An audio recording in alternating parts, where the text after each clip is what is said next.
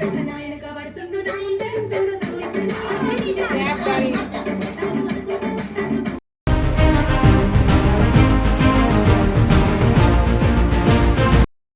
All, welcome back to my channel. This is Priya. Hi guys, ఇంకెంతసేపు ready అవుతారు? అయిపోయింది with in 5 minutes. 5 minutes అయిపోయిందక్క, వస్తున్నా. చెప్పండి.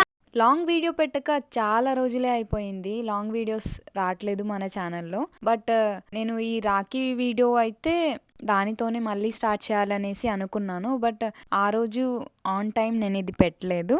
బట్ లేట్ అయినా పర్లేదని ఇప్పుడు అప్లోడ్ చేస్తున్నాను. సో లేట్ అయినా పర్లేదు కానీ అందరికీ హ్యాపీ రక్షాబంధన్. అసలు ఈ రక్షాబంధన్ ఎందుకు చేసుకుంటారు? అన్నలకే కట్టాలా? బావలు అయితే కట్టకూడదా? ఫ్రెండ్స్ అయితే కట్టకూడదా? అలా అని మీకు ఏమైనా వెరైటీగా తెలిసినుంటే నాకు చెప్పండి. బట్ నాకు తెలిసినదైతే నేను ఈ వీడియోలో చెప్పబోతున్నాను. సో ఎక్కడ కూడా స్కిప్ చేయకుండా కంప్లీట్గా వాచ్ చేయండి. అండ్ ఈ వీడియో మీకు కనుక నచ్చినట్లయితే ఒక లైక్ చేయండి, షేర్ చేయండి, మన ఛానల్ని అయితే సబ్స్క్రైబ్ చేసుకోండి. సో మరీ లేట్ చేయకుండా మనం అసలు ఈ రక్షాబంధన్ గురించి మాట్లాడేసుకుందాం. రాఖీ అనేదైతే యాక్చువల్గా చెప్పాలి అనంటే వాళ్ళ ప్రొటెక్షన్ కోసం కడతారంట. సో అలా అనుకుంటే మరి అన్నలకి తమ్ముళ్ళకే కాకుండా కూడా బావలకి కూడా కట్టొచ్చు అనేసి అంటే ఇంకా మేము మా బావ వాళ్ళకి కూడా రాఖీ కట్టేసినాం. ఇక్కడ మీరు చూస్తున్నదైతే ఫస్ట్ మా చింకు పాపది ఫస్ట్ రాఖీ వాళ్ళ తమ్ముడికి కడుతున్నది. అయితే ఫస్ట్ తనతోనే మొదలు పెట్టినాం అనమాట. తనది ఫస్ట్ రాఖీ కాబట్టి ఇద్దరు ఎంత చూడముచ్చటగా చాలా క్యూట్గా ఉన్నారు కదా. వాళ్ళ ఫస్ట్ రాఖీకి అయితే తను కట్టడానికి రావట్లేదు కానీ సూపర్ ఎక్సైటెడ్గా ఉండింది. అందరికీ అలానే ఉంటుంది కదా. ఫస్ట్ రాఖీ అంటే అసలు వాళ్ళకి ఏమి ఎక్స్పీరియన్స్ ఉండదు కదా. ఆ చిన్న ఏజ్లో వాళ్ళు చేస్తారు కదా, అందరూ చేస్తున్నారు అనేసి చేస్తారు. బట్ దానికి అర్థం తెలీదు. కాకపోతే ఆ ఫీలింగ్ అనేది వాళ్ళకి నేను ఏదో కొత్తగా చేస్తున్నాను అనేసి అనుకుని ఉంటారు కదా, అది చాలా బాగుంటుంది.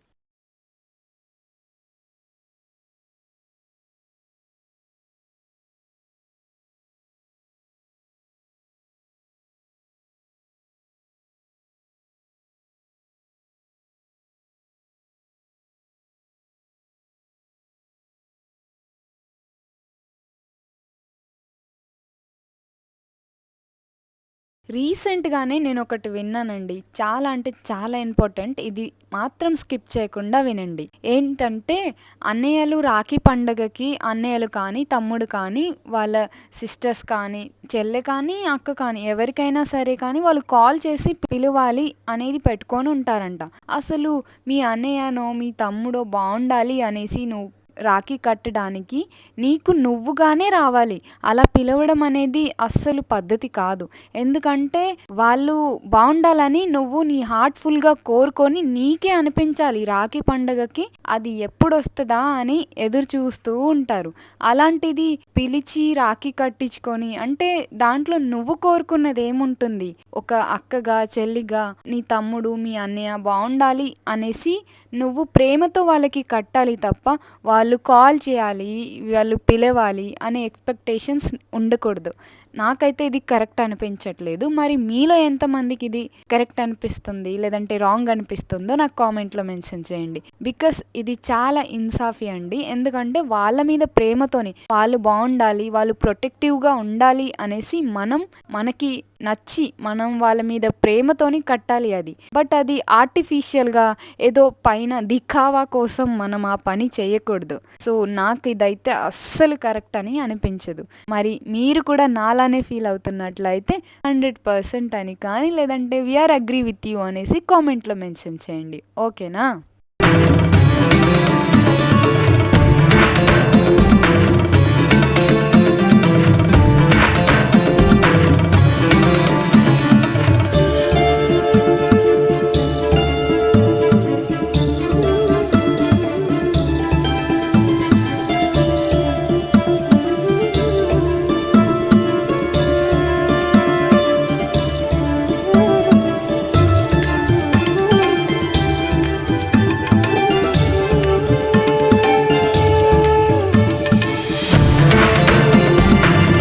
మా చింకు పాప వాళ్ళు రాఖీ కట్టడం అయిపోయింది. ఇప్పుడు మా వంతు. మా తమ్ముడికి 5 అక్కలు. అందరూ అక్కలు రాఖీ కట్టేసరికి మా తమ్ముడి చేతయితే చాలా నిండిపోతది. అయితే అది చూసి మా చిన్నుగాడికైతే ఒక్కతే సిస్టర్ కదా! తను ఒక్క రాఖీయే కట్టింది. ఈ మామకైతే ఇన్ని రాఖీలున్నాయి అనేసి అందరితోని మళ్ళీ కట్టించుకుంటాడు. చిన్నప్పటి నుండి అంతే. 5 అక్క చెల్లెల తర్వాత మా తమ్ముడు పుట్టాడనమాట. అలా మా తమ్ముడు 6థ్. మా ఇంట్లో మేమందరం 6 మెంబర్స్ ఉంటాం. 5 ఆడపిల్లలు, మా తమ్ముడు. ఇంక అందరూ ఇంటికొచ్చేస్తే చాలు అది పెద్ద పండుగలాగానే ఉంటది మా ఇల్లు వాతావరణం అంతా కూడా.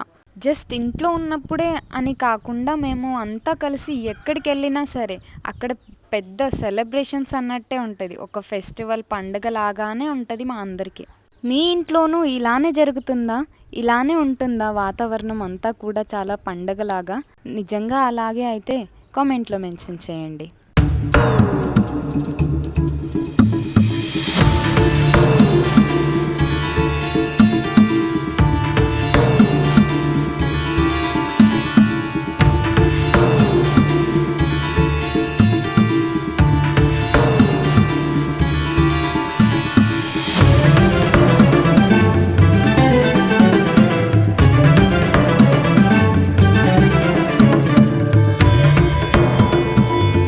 అన్నట్టు మిమ్మల్ని అడగడమే మర్చిపోయాను. ఈ రాఖీ పండుగకి మీరు పిలిస్తే మీ ఇంటికి వచ్చారా మీ సిస్టర్స్? లేదంటే మీరు అడగకముందే మీద ప్రేమతో వచ్చేసారా? ఏదైనా కావచ్చు, బట్ అడిగి కట్టించుకునే దాంట్లో ప్రేమ ఉందని నేను నమ్మను. మరి మీరేంటి? మరి మీరు నమ్ముతారా?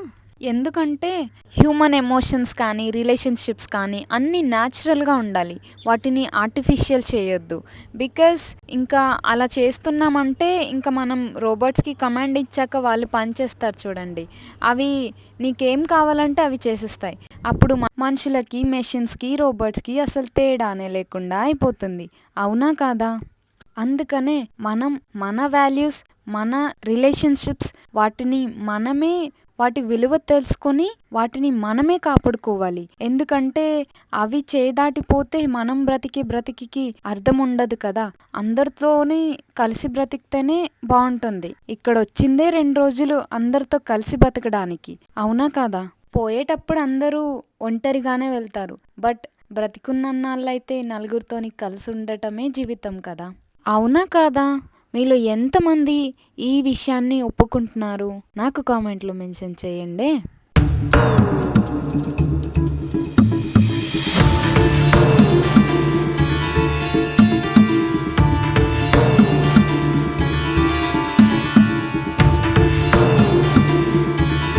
సో ఇది అండి మా రాఖీ పండగకి మా ఇంట్లో జరిగిన విధానం. మరి ఈ వీడియో మీకు నచ్చినట్లయితే ఒక లైక్ చేయండి, షేర్ చేయండి అండ్ మన ఛానల్ని అయితే సబ్స్క్రైబ్ చేసుకోండి. And through out the video నేను మీతో కొన్ని విషయాలు అయితే షేర్ చేసుకున్నాను.